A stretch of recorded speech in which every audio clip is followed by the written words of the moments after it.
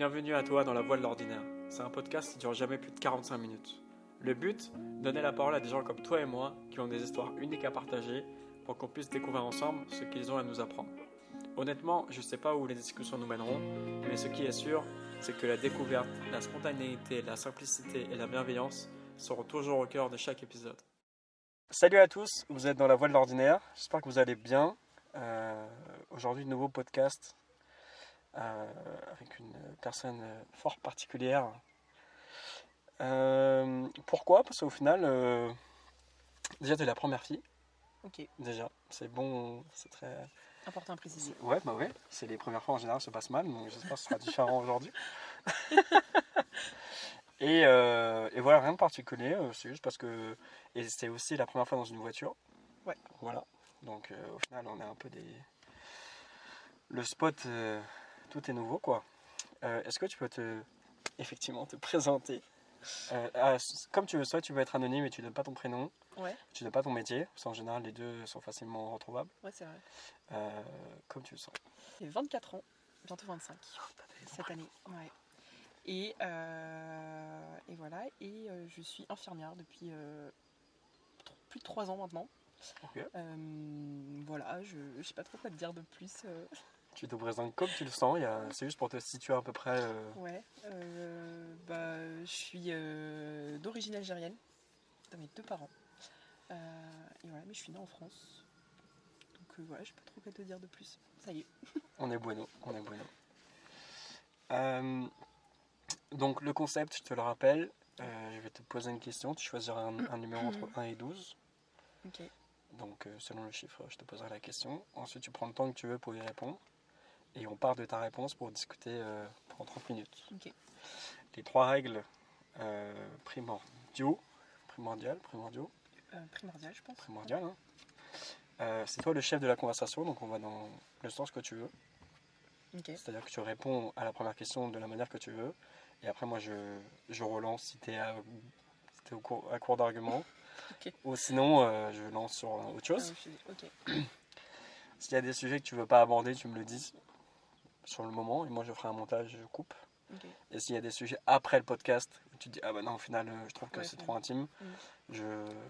je peux biper, couper. Voilà. Ok. Et troisième, peu importe où on en est dans la conversation, au bout de 30 minutes, ça s'arrête. D'accord. Ok ? Est-ce que tu as des questions ? Non, c'est bon. Alors, je mets le chronomètre. Putain, il fait bon. Là, à l'ombre, on est bien. Ouais. Hein. En vrai, là, il est Ouais, là, il parfait. fait hyper bon. Mieux que la clim. Ah, mais clairement. Le chrono démarre quand tu commences à répondre à la question. Donc, une fois que tu m'as posé la question. Enfin, après que tu m'aies posé la Ouais. première question. Dès que tu commences à répondre, Ok. ça démarre. Bah, dis-moi un chiffre entre 1 et 12. 9. 9.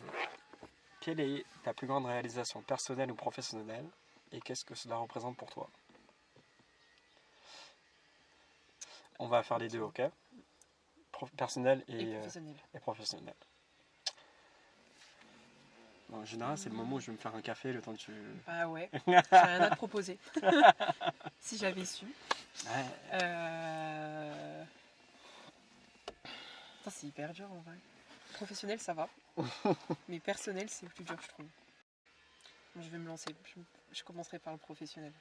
Très bien. Et je verrai pour le personnel. Tu peux ne pas répondre Aux deux. au 1 ou au 2 Aux deux, ou ouais. changer la question. Ok. Ok. Non, mais je vais essayer de voir. Peut-être Très qu'en découlant du professionnel, je vais peut-être trouver quelque chose Qui décrit. Ouais. Ouais, ok. Go.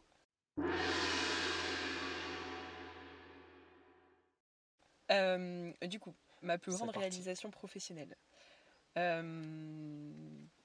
déjà, il faut savoir que dans mon parcours, j'ai fait du coup une première année, j'ai fait une PACES, première année de commune aux études de santé, donc de base pour faire médecin.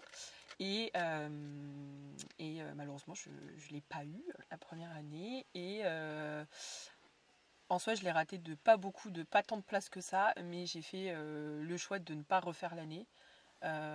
Sachant que je pouvais la faire, je pouvais redoubler, j'ai fait le choix de ne pas le faire parce que c'était déjà beaucoup de sacrifices la première année et en fait tu te rends compte que déjà la médecine de manière générale c'est un grand sacrifice c'est un sacrifice sur déjà 10 ans au moins d'études et après un sacrifice dans ta vie après.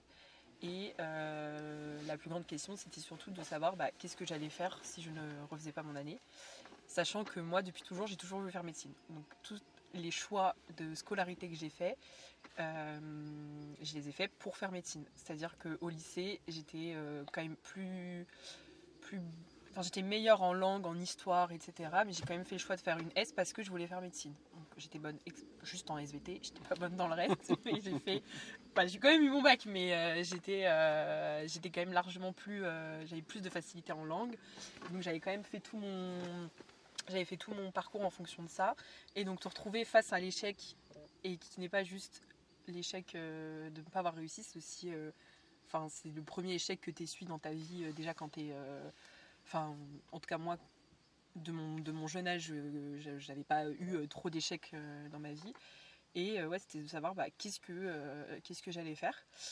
À la base, je voulais faire complètement autre chose. Je comptais vraiment me réorienter, faire un truc genre gestion entreprise, du marketing, un truc genre qui avait rien à voir, quoi. Vraiment quitter tout ça et faire autre chose. Et c'est mon père qui m'a dit pourquoi tu t'inscris pas au concours infirmier, sachant que ma mère est infirmière déjà à la base. Il m'a dit pourquoi tu t'inscris pas, en gros que j'avais toujours eu cette envie un peu de faire dans un peu tout ce qui est social, humain, etc. Donc il m'a dit pourquoi tu le tentes pas. Donc je l'ai fait, mais vraiment parce que je savais pas quoi faire de base. Je l'ai fait, j'ai eu le concours, je suis rentrée à l'école.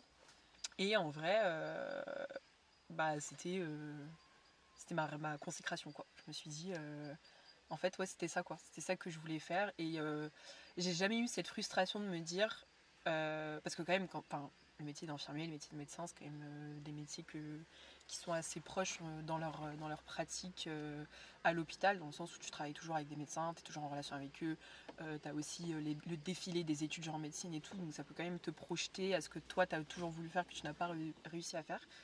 Et j'avais beaucoup de gens dans ma promo d'ailleurs qui n'ont pas réussi médecine, tu vois, et qui ont eu ce sentiment. Et moi, j'avais pas le sentiment j'étais pas frustrée de ne pas avoir réussi, j'étais pas frustrée d'être là où j'étais, j'avais pas genre un sorte de sentiment d'infériorité par rapport aux autres, etc.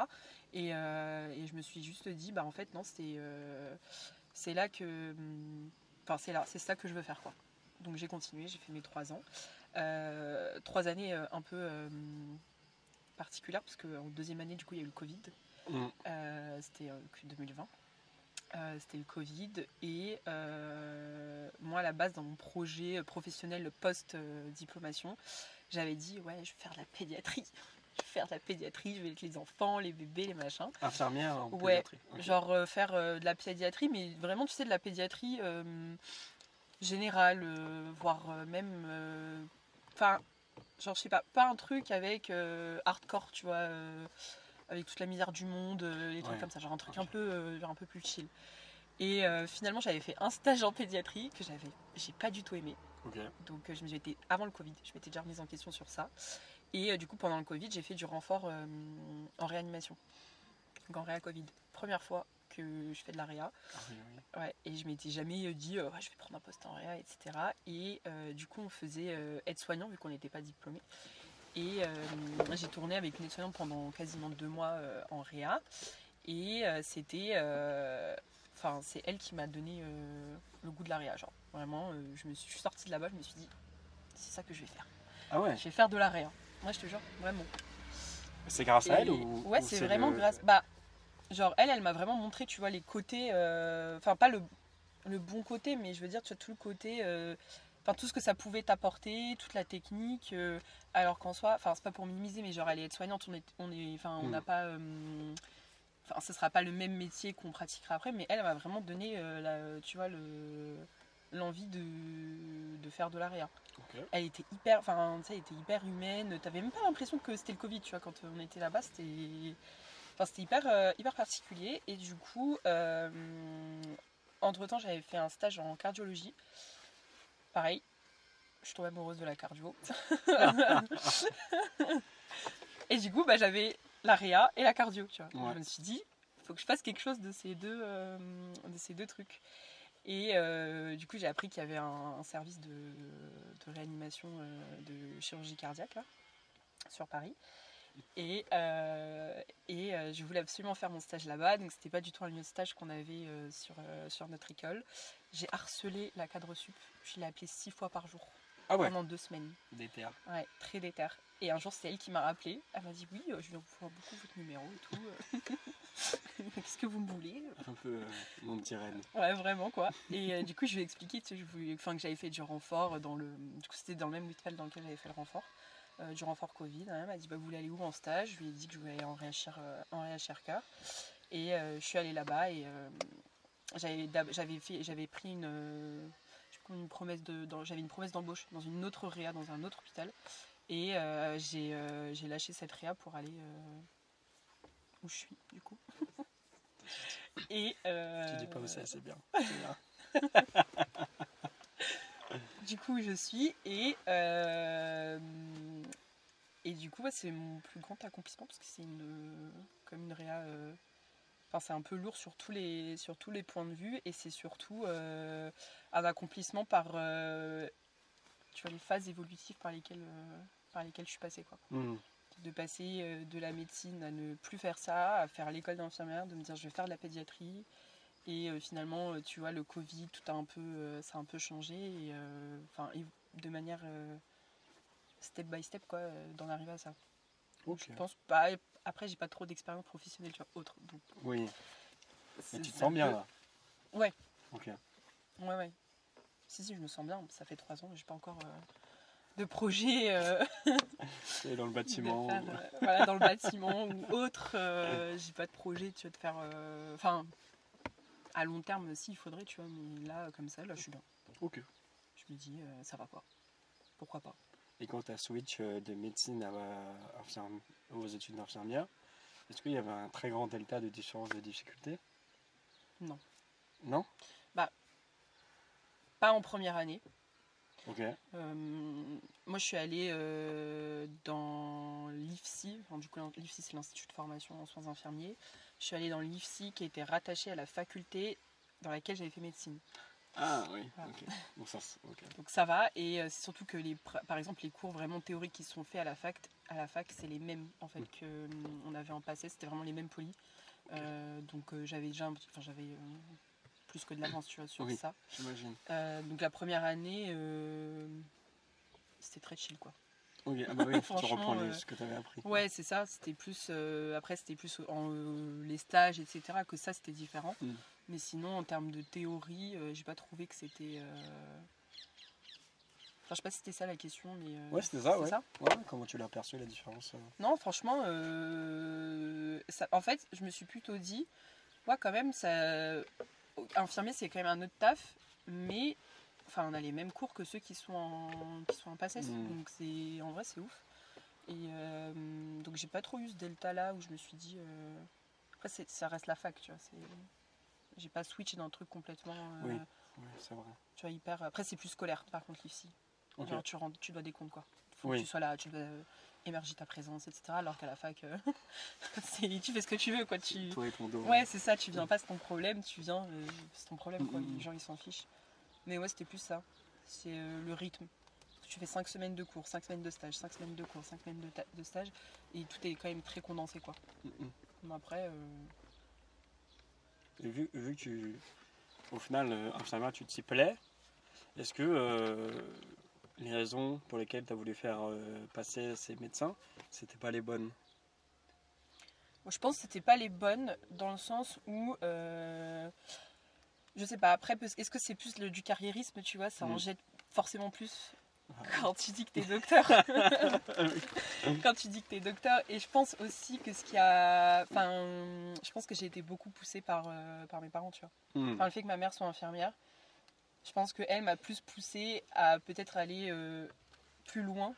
Mais en fait, avec du recul, c'est pas le même métier. Enfin, c'est pas du tout la même. C'est tellement pas la même chose que je pense qu'il faut pas la même vocation. Après, il y en a qui n'aiment pas qu'on dise vocation, mais faut pas les mêmes envies pour faire médecine que pour faire infirmier, tu vois, je pense. C'est quoi les différences pour toi? Ben, dans la médecine, tu es quand même plus dans la théorie. par exemple, quand tu vois les étudiants en médecine, en termes de pratique, c'est pas du tout la même chose. C'est-à-dire qu'eux, ils sont plus sur le côté réflexif dans un sens, nous, on est plus dans le côté pratique, mais avec un peu de réflexion, parce que tu dois toujours remettre en question les prescriptions, etc. Mais c'est pas la même proximité avec le patient, c'est pas la même proximité avec les familles. Par exemple, en réa, tu fais des entretiens avec les familles pour expliquer, tu vois, la situation, etc. Les familles vont jamais demander au médecin de reformuler. L'entretien va se finir. Toi, tu vas aller dans la chambre avec eux, avec le patient, et c'est à toi qui vont poser la question. Mais quand ils disaient ça, tu vois, Ouais, c'est vrai. il y a genre plus ce côté proximité où après c'est normal, ils nous voient tous les jours plus que les médecins, mais en tout cas là comme ça j'ai pas d'exemple où des familles ont demandé aux médecins de reformuler, tu vois. C'est pour ça qu'on assiste toujours aux entretiens pour justement tu vois, savoir ce qui a été dit et reformuler dans la bonne direction après quand eux ils te posent la question. C'est marrant que tu me parles de ça parce que petit aparté, jeudi j'étais à Robert Debré, ils avaient la certification. Ouais. Et en fait, là, ils font tous semblant de faire leur boulot. Ah ouais, c'est terrible. Nous aussi, on l'a fait. Et là, le matin, c'était les internes ou les médecins qui venaient faire le résumé de la journée aux patients. Et en fait, ils le font tellement jamais, mais ils le font jamais en fait, que après, quand l'infirmière ou l'aide-soignante passait dans la chambre, les patients disaient non mais j'ai rien compris. Ils disaient, est-ce que vous pouvez me reformuler et effectivement, en général, les internes ou les médecins, ils sont pas. Oui, non, ils le font pas, même chez nous, ils le font pas. On fait le staff médical-paramédical le matin. Donc c'est staff en dehors de la chambre. Genre, c'est nous, les patients qui sont bien orientés, genre, ils savent très bien que à 8h30, il y a le staff, machin. Et c'est toujours à toi qui te pose la question. Alors, c'est quoi notre programme d'aujourd'hui, tu vois, il n'y a pas jamais vu un médecin faire ça. Après ils le font des fois, mais beaucoup plus tardivement quand ils vont voir les patients. Là tu vois, ils peuvent leur dire, mais ça c'est vers 11h, tu vois. Un peu trop tard. Ouais, entre 8h et 11h, il y a un gros delta de temps qui fait que ils ont déjà eu le temps de bien se poser des questions avant, quoi. Mais oui, après c'est autre chose. C'est différent. Donc, tu dirais que tu n'aurais pas pu trouver mieux que infirmière? Je dis que en termes de métier, peut-être pas. Dans mes plus grandes phases de réflexion, où tu as envie, tu sais, de tout plaquer, là, de faire autre chose, en fait, je me suis dit, en fait, non, genre, tu feras jamais. Je ferai jamais autre chose que ça, tu vois. Okay. Peut-être dans l'évolution, oui, mais du coup, sur la continuité de ce que je fais. Mais pas, je pense que en tout cas je prendrai pas un virage à 360 degrés, tu vois. Je ferai pas complètement autre chose. Ok. Tu ne deviendras pas cracheuse de feu ou... Ouais, non, je ferai pas ça, tu vois. Non, c'est sûr que non. Non, mais tu me retrouveras pas graphiste, tu me retrouveras pas web designer, tu vois, pas par... mais c'est pas du tout mon truc, quoi. Il y a eu une petite compète avec ta mère ou pas? Un peu. Ouais. Un peu, ouais. Si, un peu, parce qu'on fait pas du tout la même... Enfin, on est toutes les deux infirmières, mais elle est en psychiatrie. Ouais. Et moi, je suis en réanimation. Et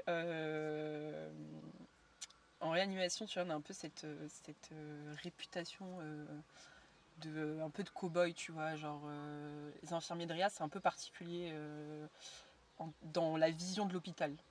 Tu vois, c'est en mode, les infirmiers de réa ont plus de compétences, ils ont plus de connaissances, etc. Alors, c'est vrai et c'est pas vrai. On n'a juste pas les mêmes connaissances. Moi, par exemple, ma mère, ce qu'elle fait, tu vois, je n'ai pas trop de connaissances en psychiatrie, donc c'est juste qu'on a de la connaissance dans le domaine que nous on fait. On n'a pas forcément de connaissances autres. Et du coup, il y avait un peu le truc où des gens qui s'adressaient beaucoup à elle, tu vois, pour des avis, vont s'adresser à moi maintenant pour des avis, tu vois.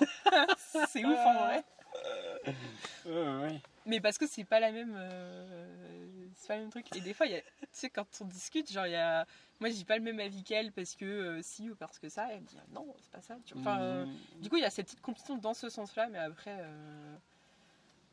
pas tant que ça, tu vois. Enfin, pas de manière mauvaise.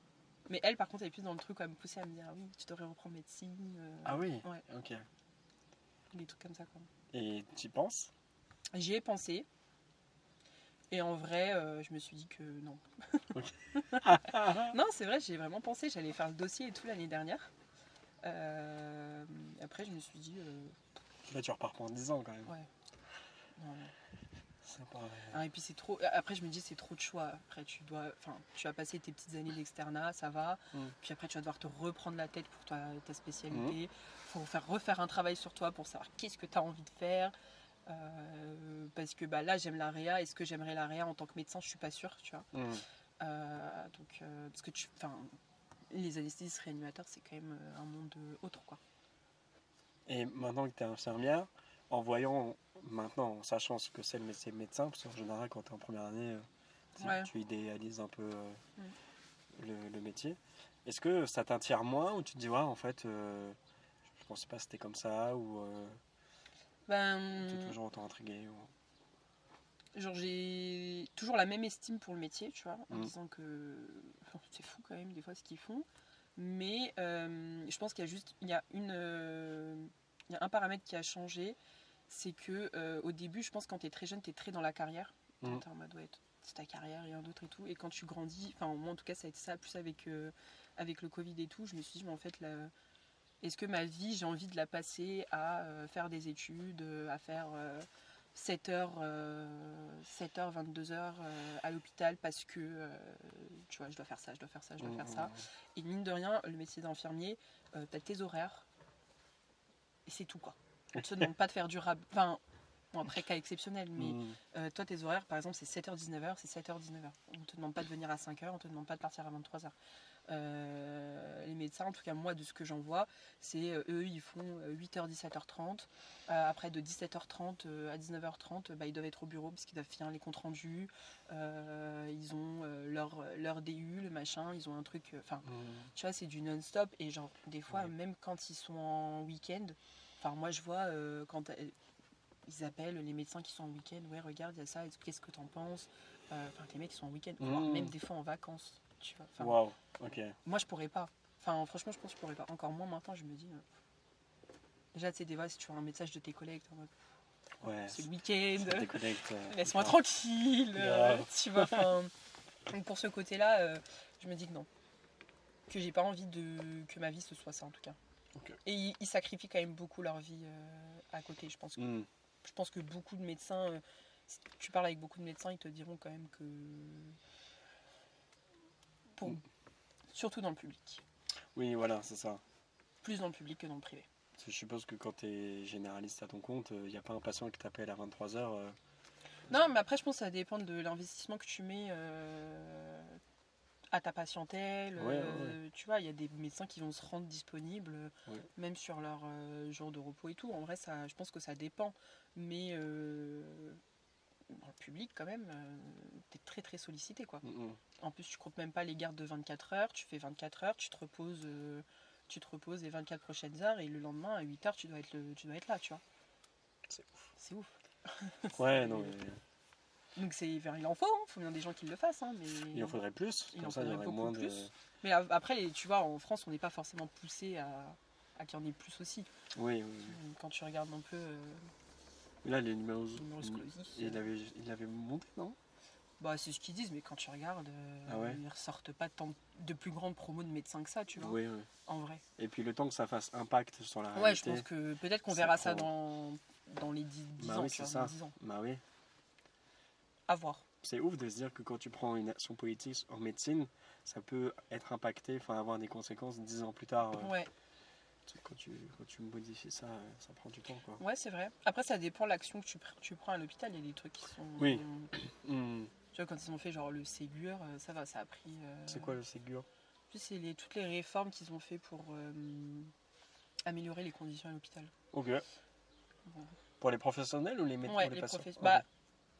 Moi, je pense que ce qui découle, tu vois, de l'amélioration des conditions des professionnels améliore la condition des patients. Oui, c'est sûr. Après, tout dépend, quoi. On n'a pas encore vu les grands effets, mais bon, après... Et personnel? Bah ça, je sais pas, c'est fou quand même de s'identifier plus à son côté professionnel Son côté personnel, c'est dingue. Ouais, c'est vrai. Ah, c'était quoi? Ah, tu peux me répéter juste la question pour peut-être que je l'entende? Euh, Quelle est ta plus grande réalisation personnelle et professionnelle et qu'est-ce que cela représente pour toi? Bah, en fait, j'ai peut-être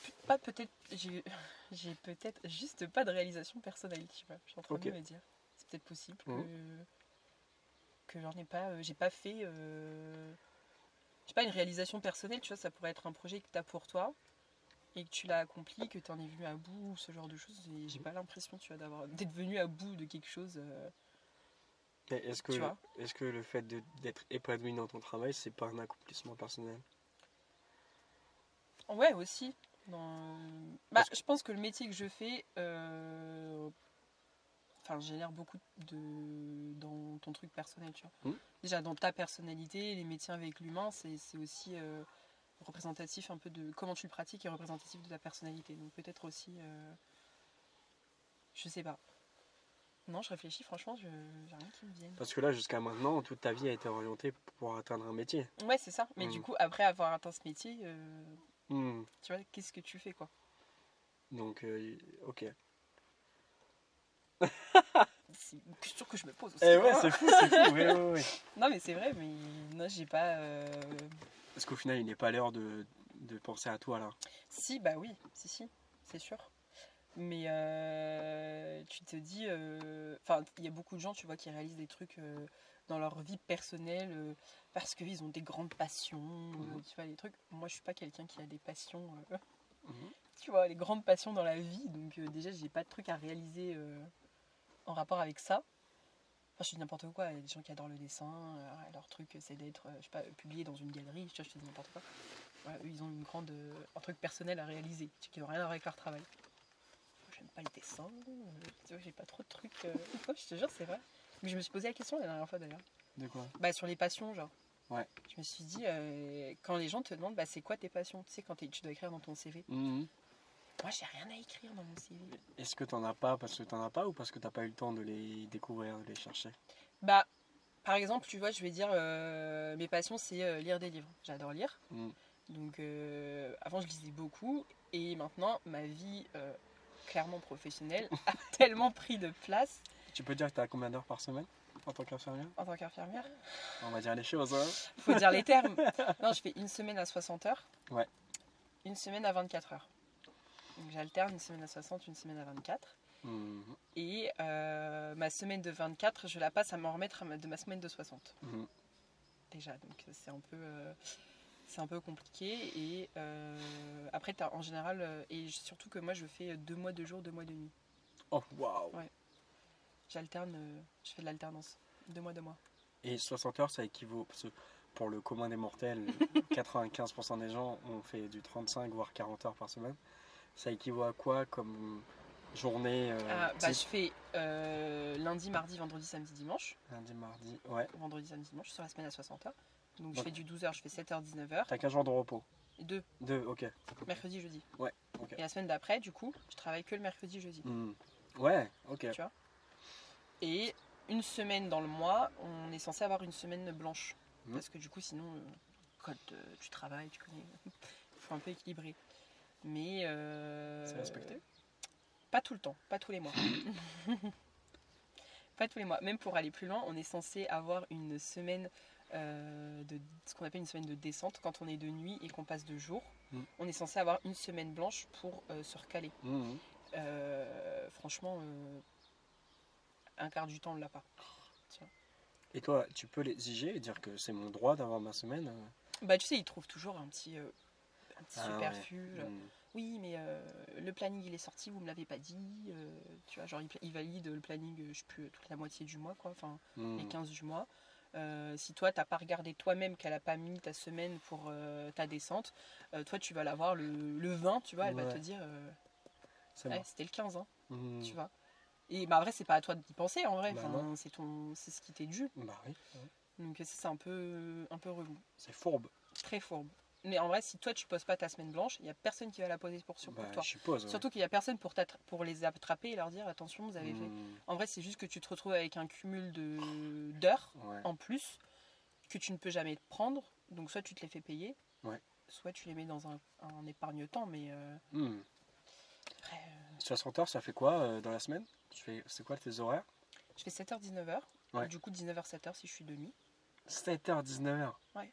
Avec combien de pauses dans la journée? Enfin, combien d'heures? Légalement, c'est 1 heure. Non, mais il y a la théorie, il y a la pratique. Également 1 heure? Légalement, je crois que t'as, C'est- je sais pas, c'est un peu plus d'1 heure, je pense, parce que t'as tout. Tous les je 6 crois que heures, c'est t'as- 20 minutes, je crois. Ah ouais? Ouais, je crois, un truc comme ça.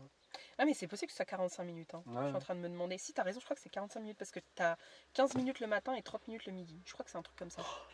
Ouais. Et pareil, jamais respecté. Enfin, moi, en tout cas, en réa, franchement, on a tellement des journées de fou que sur ma semaine à 60 heures, je dois me poser une fois le matin, tu vois. Ok. Pas une fois par jour, une fois dans la semaine. Tu manges Ah, pas? mes premiers repas, c'est 16 heures généralement. Oh. Ouais, 15h, 16h. Pareil pour premier pipi. Ou des fois, je fais pas pipi, tu vois. Genre, je rentre chez moi, je me dis, putain, je suis aux toilettes quand même. Ça t'est déjà arrivé de te retenir parce qu'il y a beaucoup de boulot et que t'as Ouais. pas le temps? Ouais, souvent. Ah ouais. Souvent. Ou des fois, tu sais, je me dis, je vais aux toilettes et en fait, après, je suis coupée par un truc et du coup, j'y vais pas. Et en fait, après, j'ai plus le temps parce que là, du coup, j'ai vraiment un impératif, tu vois, à faire et du coup, je vais pas aux toilettes. Ouais, c'est dingue, hein. Bah ouais. Bah ouais, quand je rentre chez moi, je suis fatiguée. Hein. Je peux pas Tu lire. m'étonnes. Tu peux pas t'accomplir personnellement au Je peux final. vraiment pas m'accomplir personnellement. Non, mais c'est vrai, c'est vrai. Parce qu'en plus, je prends plus les transports. Avant, je lisais beaucoup dans les transports. Maintenant, je vais en voiture, au taf en voiture. Donc, j'ai plus ce temps que j'avais avant pour lire. Livre audio? Bah ouais, j'écoute des podcasts des fois où je fais des. C'est vrai, livre audio, ouais. Mais j'aime bien lire. Je préfère avoir mes yeux sur le. Et ça peut me déconcentrer, je pense, dans la voiture, ça. Un livre audio. C'est vrai que si c'est un roman, t'es pris dans l'histoire. Ouais, je t'es pense dans que je une suis bulle, capable de me mettre et dans t'es le. là et, Ah, je suis pas capable de me prendre un arbre, je pense. Non, je te jure. Une fois, j'ai écouté un podcast et j'étais hyper à fond dedans et franchement, je me suis dit, ah, faut que je fasse. Ouais, c'est Donc, vrai. je pense que ça peut partir. Vaut mieux pas. Ouais. Tu liras quand tu réduiras Mon temps de travail. la cadence. Ouais. Parce qu'au final, même si une semaine sur deux, t'es à 24, lycée sur 2 semaines, ça fait pas 35 heures par semaine. Non. Ça fait un peu plus, ouais. Ouais, ça fait un peu plus. Bah, c'est surtout que tu vois, la partie les jours les plus hard, c'est le vendredi, samedi, dimanche. Ah ouais. Le vendredi, samedi, dimanche, vraiment, il te met dans, il te met dans le mal. Ouais. Il te met dans le mal. Et déjà le lundi, bah là, typiquement, j'ai fait vendredi, samedi, dimanche. Mais là, oui. Aujourd'hui, T'es capote. j'étais pas joignable avant midi. Hein. Ouais, bah oui, tu te reposes, ouais. Ouais, j'étais hyper fatiguée. Parce que tu te lèves quand même à 5h tous les jours. Ouais. Tu rentres chez toi, il est pas loin de 21h. Ouais. Bon, en fait, le temps que. Et puis, les heures que tu dors entre le taf, moi, c'est 4 heures. Hein, je dors rarement plus. Hein. Parce que le temps que tu fasses genre, que tu douches, que tu manges, que tu fasses, je sais pas, que tu fasses genre que tu as une vie un peu, ouais. bah il est 23h. Hein, 23h Ouais, bien sûr. Et après, bah ça y est, c'est l'heure, hein, c'est les 5h. Ouais. Donc, déjà, ton repos du lundi, il est vraiment. Il est gâché, entre guillemets. Enfin, pas il est gâché, mais c'est l'heure où tu te reposes. Donc, t'es pas du tout productif déjà ce jour-là, t'es vraiment dans le mal. Et le jour d'après, bah. T'as essayé d'avoir un peu de vie sociale, t'as essayé d'aller voir un tel, de faire ci, de faire ça, et c'est déjà l'heure de travailler. Et puis en plus, les gens bossent la semaine. Ouais, personne n'a tes horaires. Voilà. Moi, mes potes, c'est hyper dur de les voir. Hein. Donc tu les vois en fin de journée, mais le lendemain tu bosses, donc tu peux pas non plus te coucher trop tard. Donc... Bah oui, non, mais c'est terrible. Moi, j'ai eu un tri d'amis hyper important depuis que j'ai commencé. Je pense qu'en vrai, ça a presque commencé à l'IFSI. Mais je m'en étais pas rendu compte parce que j'avais mes copines de promo. Et du coup, comme nous, on était toutes calées ensemble, t'avais pas le sentiment d'être tout seul, entre guillemets, isolé. Mais après le diplôme, ouais, ça a été plus compliqué, quoi. Ce métier, il t'a isolé socialement. Ouais, je trouve. Okay. En fait, le problème, c'est que, bah, comme tu as très bien dit, c'est que les seuls gens qui ont des jours de repos comme toi, c'est ceux qui font le même métier que toi, quasiment. C'est vrai? Ouais. Putain, c'est ouf. C'est finito. Oh, c'est dingue. C'est passé hyper vite. Attends, mais c'est ouf. C'est dingue. Une demi-heure, ouais. Ça passe vite, hein. C'est court, hein. Oui, mais justement, tu vois, on a condensé. Ouais. On a un truc... Au final, ce sera un podcast médical. Ouais, de ouf. Bah, j'ai pas d'accomplissement personnel. Non, mais ça me va. Après, on a commencé à dévier sur la vie sociale. Ouais. On aurait pu commencer à développer là-dessus. Ça, ouais. Mais malheureusement... Ouais, tant pis. Est-ce que tu as une remarque à faire ou Un truc à rajouter au mot de la fin pour cette partie du podcast? Non, bah, c'était hyper intéressant, ça m'a remis un peu en question, tu vois, sur le fait que j'avais pas un accomplissement personnel qui n'était pas lié à mon travail, en tout cas. C'est vrai? Donc, bah ouais. Ou tu dis ça un peu à la légère? Non, je te jure, c'est vrai. En fait, je m'étais déjà posé la question, Ouais. je t'ai dit par rapport aux passions et tout, Mm. où je me suis demandé pourquoi je n'avais pas développé des passions. Mhm. Donc je m'étais déjà remise en question sur ça. Donc là, c'est Et là, c'est c'est pire. Là, c'est pire. J'espère que ce sera positif. Alors. Bah ouais, oui. Après, tu vois, ce genre de truc, ça induit des trop gros changements aussi Oui, j'imagine. pour faire quoi. Donc non, franchement, c'était hyper intéressant, très court, 30 minutes, mine de rien. Non, franchement, c'était hyper intéressant, c'était une sacrée introspection personnelle. Tant mieux. T'as kiffé? Ouais, franchement, ouais. De ouf. Parfait. Bah, j'avais oublié qu'il y avait ça, tu vois. Tu vois, au bout d'un moment, tu Ouais. oublies. Ouais. On parle, quoi. Ouais, c'est vrai. Et il n'y a pas de... je vais te poser des questions Oui. maintenant. De quoi tu es le plus fier? S'il n'y a pas, c'est pas grave, on passe. Hein. Ok, attends, je vais réfléchir. De quoi je suis le plus fière Bah ouais, peut-être, c'est vrai, hein. Ouais, peut-être mon mariage. Hey Insensiblement sous peu. Non, c'est vrai, je pensais pas du tout me marier de sitôt, donc... C'est vrai, 24 ans, c'est pas mal. Hein. Ouais. 25 ans quand je serai mariée. Mais non, ouais, si ça, Ton mariage. mon mariage. Ok. Futur mariage. Cross the finger. Ta plus grande blessure? Plus grande blessure. Franchement, j'en ai pas, je pense. Ouais.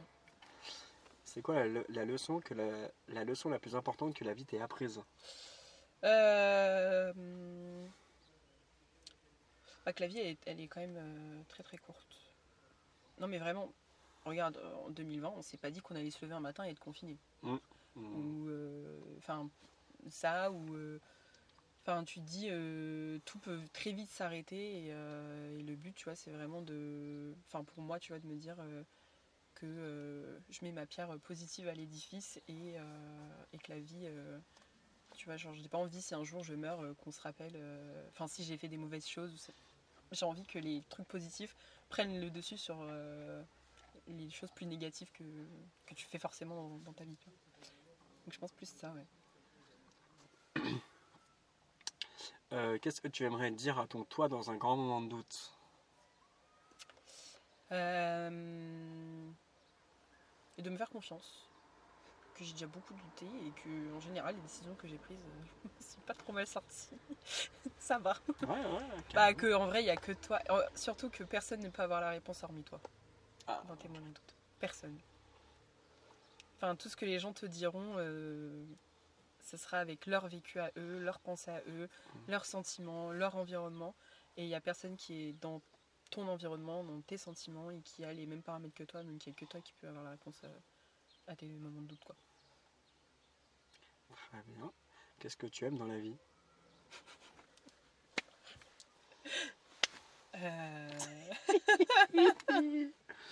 Hashtag no patient. Hashtag no patient, vraiment. C'est handicapant, dit donc. Non, en vrai, j'aime bien lire, même si j'ai pas trop le temps. Enfin, le peu de temps que j'ai, j'essaye de l'employer quand même à ça. J'aime la rando, j'aime bien, tu vois, m'aérer un peu, quoi. Ce qui n'est pas en rapport avec le taf, en vrai. J'aime bien sortir, j'aime bien aller au resto, j'aime bien tout ce qui me... Vivre. Ouais, tout ce qui m'éloigne de ça. Et tu vis beaucoup plus passionnellement les choses quand même que tu fais.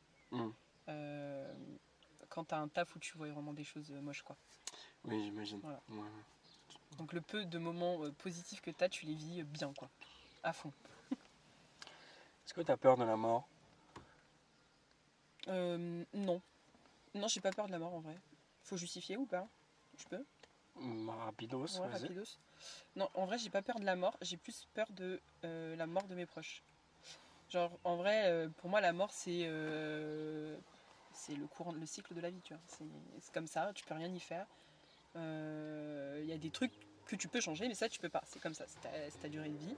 Mais par contre, vivre la mort de mes proches, ça j'angoisse plus pour ça que ma propre mort à moi. Voilà. C'est quoi pour toi gagner beaucoup d'argent?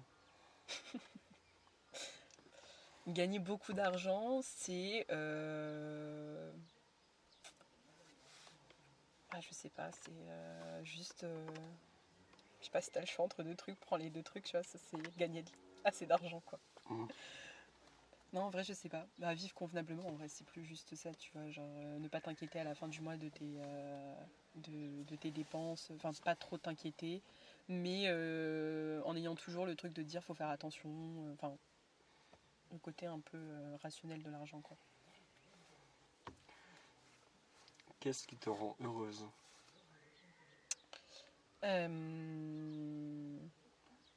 Ma famille.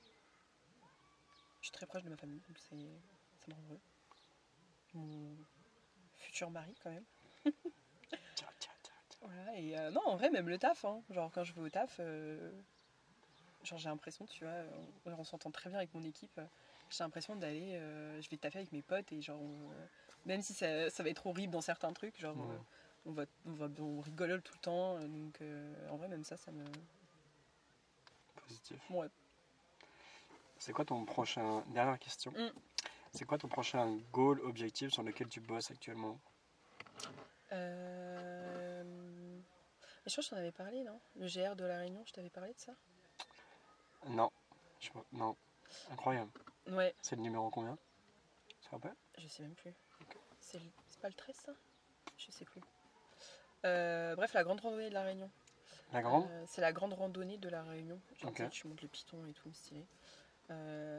Donc je m'entraîne plus physiquement pour ça parce que j'ai des potes qui l'ont fait et c'est hyper intense physiquement.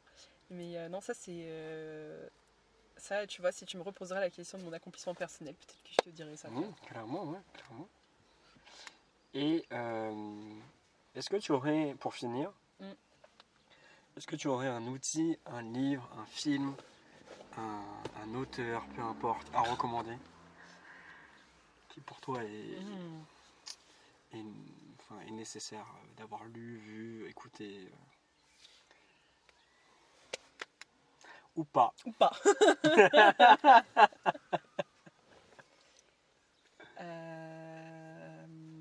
Non, moi je lis beaucoup. Alors je sais pas s'il est genre à 100% recommandé, mais moi en tout cas je lis beaucoup. Il s'appelle Yasmina Khadra. Ouais. Je crois que je t'en avais parlé peut-être. J'en ai lu. T'en as lu? Ok. Il y a plusieurs livres qui balayent des sujets, tu vois, qui peuvent être différents, mais de manière roman. De manière roman, et je trouve que ça traite vraiment plein de problématiques qu'il y a dans notre monde.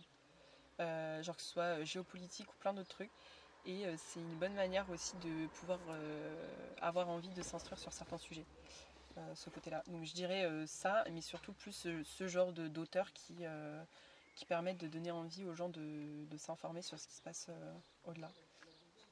Après je pense que j'en aurais trop et du coup je pourrais pas te dire, c'est pour ça que j'arrive pas à faire le truc. C'est bien Yasmina Khadra, ouais. Très bien. T'as un livre en particulier ou l'auteur lui-même? Moi, il y en a deux que j'ai beaucoup aimé, c'est L'Attentat. Ouais. Et les... Non, il y en a trois.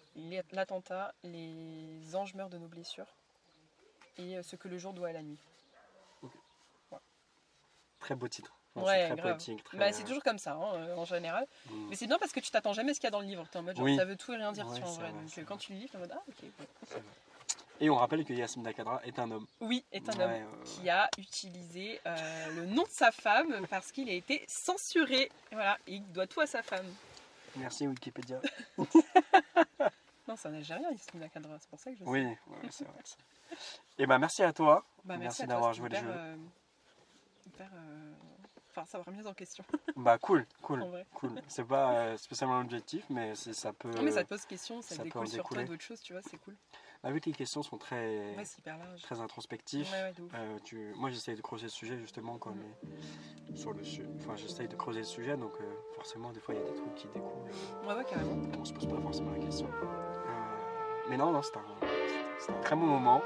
J'espère que vous avez apprécié et on se revoit pour le prochain épisode. Tchuss!